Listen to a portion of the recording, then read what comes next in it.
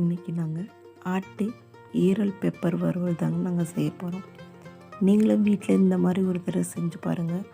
எப்பொழுதும் நீங்கள் நான்வெஜ் கறி எடுக்காமல் இந்த மாதிரி ஒவ்வொரு நாளைக்கும் ஒவ்வொரு வாரத்துக்கு ஒவ்வொரு விதமாக நீங்கள் எடுத்து சாப்பிட்லாம். இன்றைக்கி நாங்கள் 1/4 கிலோ ஈரல் பெப்பர் 2 டேபிள் ஸ்பூன் எடுத்துக்கோங்க. மிளகை நல்லா பொடி பண்ணி நீங்கள் எடுத்துக்கோங்க. கடையில் பொடியை வாங்க வேண்டாம், நீங்களே பொடி பண்ணி அரைச்சி ஒரு பாக்ஸில் எடுத்து வச்சுக்கோங்க. அதாங்க நல்லா காட்டம் கொடுக்கும். சோம்பு தாளிக்கிறதுக்கு பட்டை, ஏலக்காய், கிராம்பு, அன்னாச்சி பூ, பிரிஞ்சி இலை தேவையில்லைங்க. நல்லெண்ணெய் எடுத்துக்கோங்க. சின்ன வெங்காயம் ஒரு 20 வெங்காயம் நல்ல பொடியாக நறுக்கி வச்சுக்கோங்க. ஒரு தக்காளி பழம், ஒரு கையளவுக்கு மல்லித்தலை, கருவேப்பிலை ஒரு கையளவுக்கு. இப்போ அடுப்பில் இருப்பு சட்டியை வச்சு 3 டேபிள் ஸ்பூன் எண்ணெய் ஊற்றிக்கோங்க. எண்ணெய் நல்லா காஞ்சதுக்கப்புறம் பட்டை, கிராம்பு, ஏலக்காய் எல்லாம் பொரிஞ்சு வந்ததுக்கப்புறம் இந்த ஸ்டேஜில் நம்ம 1 ஸ்பூன் சோம்பு சேர்த்துக்கிறோம். சோம்பு நல்லா பொரிஞ்சு வரணும். சோம்பு நல்லா பொரிஞ்சதுக்கப்புறம் பொன்னிறமாக வரும். அப்போதைக்கு நம்ம நறுக்கி வச்சுருக்க சின்ன வெங்காயத்தை ஆட் பண்ணிக்கலாம். இதுக்கு கருவேப்பிலை சேர்த்துக்கோங்க, ரொம்ப டேஸ்ட்டாக இருக்கும். ஒரு கையளவுக்கு நான் எடுத்திருக்கேன். இதுலேயே இஞ்சி பூண்டு பேஸ்ட்டு நான் நச்சு வச்சுருக்கேன். அது 1 டேபிள் ஸ்பூன் வர அளவுக்கு நான் சேர்த்துருக்கேன். அதையும் சேர்த்து நல்லா எல்லாத்தையும் நல்லா கிண்டி விட்டுக்கோங்க.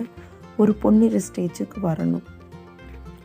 ஈரல் நம்ம எதுக்காண்டி இந்த மாதிரி செஞ்சு சாப்பிட்றோம்னா, நம்ம உடம்புல ரத்தம் ரொம்ப கம்மியாக இருக்குதுன்னா அவங்க இந்த ஈரலை வறுத்து சாப்பிட்டிங்கன்னா உங்களுக்கு ரத்தம் ஊறுன்னு சொல்லுவாங்க. ரத்தம் உற்பத்தி ஆகும். ரத்தம் ஊறுறதுக்காண்டி தாங்க நம்ம இந்த ஈரல் சாப்பிட்றோம்.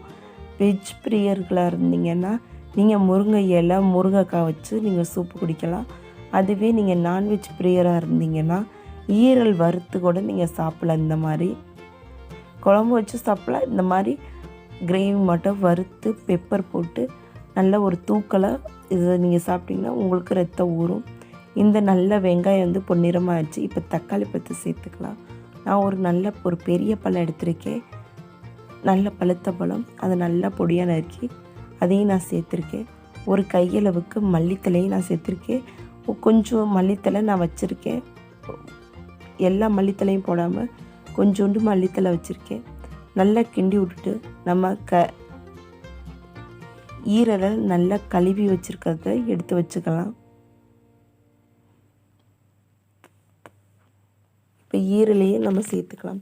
இதுக்கு உப்பு ரொம்ப சேர்த்துறாதீங்க, அப்புறம் கச்சு போயிடும். ஈரலுக்கு ரொம்ப கம்மியாக தாங்க சேர்த்துக்கணும்.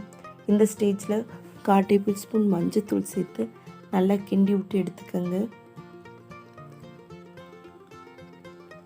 இந்த ஸ்டேஜில் 1 டேபிள் ஸ்பூன் மிளகுத்தூள் சேர்த்துக்கோங்க.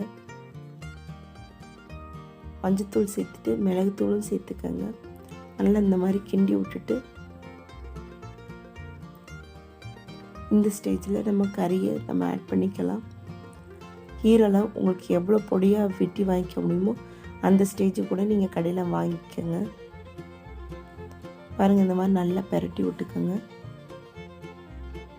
பெரட்டி விட்டு இதுக்கு தண்ணி இந்த கறி முங்குற அளவுக்கு 3/4 பதத்துக்கு இருந்தால் போதுங்க. கறி முங்குற அளவுக்கு கூட வேண்டாம், 3/4 பதத்துக்கு வேணும். ஈரலை பொறுத்தவரைக்கும் நல்லா சீக்கிரமாக வெந்துருங்க. பாருங்கள், இந்த அளவுக்கு தண்ணி இருந்தால் போதும். இப்போ நம்ம உப்பு சேர்த்துக்கலாம். உப்பு ரொம்ப போட்டுற வேண்டாம். கல் உப்பு நான் சேர்த்துக்கிறேன். 1/4 டேபிள் ஸ்பூன் கல் உப்பு நான் சேர்த்துக்கிறேன். நல்லா கிண்டி விட்டுட்டு மூடி வச்சுருங்க.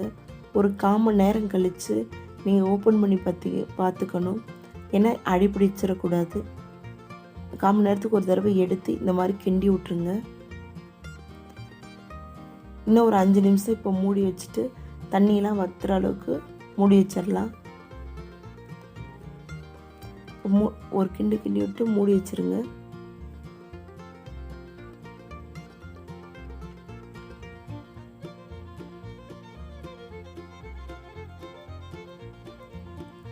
இப்போ 5 நிமிஷம் கழித்து நான் ஓப்பன் பண்ணி பார்க்குறேன். பாருங்கள், நல்ல தண்ணியெல்லாம் எறுத்து போய் எண்ணெய் பிரிஞ்சு வந்திருக்கு. பாருங்கள், இந்த ஸ்டேஜில் நம்ம மிளகுத்தூள் வந்து சேர்த்துக்கிறோம். இப்போ நான் 1.5 டேபிள் ஸ்பூன் மிளகுத்தூள் சேர்த்துக்கிறேன்.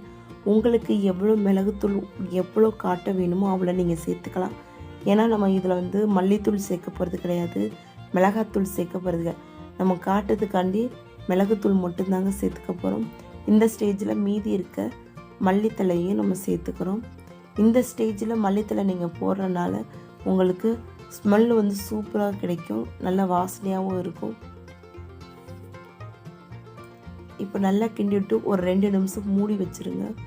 மூடி வச்சுட்டு நீங்கள் ஓப்பன் பண்ணி பார்த்திங்கன்னா அவ்வளோ டேஸ்ட்டாக இருக்குங்க. இந்த மாதிரி நீங்கள் வீட்டில் ஒரு தடவை செஞ்சு பாருங்கள்.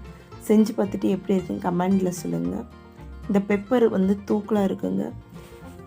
மூடி வச்சுட்டு ஒரு 2 நிமிஷம் கழிச்சுட்டு பார்த்தீங்கன்னா அவ்வளோதாங்க, ரெடி. ஆட்டு ஈரல் பெப்பர் வறுவல் ரெடி. நீங்களும் வீட்டில் இந்த மாதிரி செஞ்சு பார்த்துட்டு எப்படி இருக்குன்னு கமெண்டில் சொல்லிடுங்க. இது ரசம், தயிர் சாதம், மோர் சாதத்துக்கூட ரொம்ப நல்லா இருக்குங்க. சாம்பார் சாதத்துக்கோ தொட்டுக்க வச்சு சாப்பிட்டுக்கலாம்.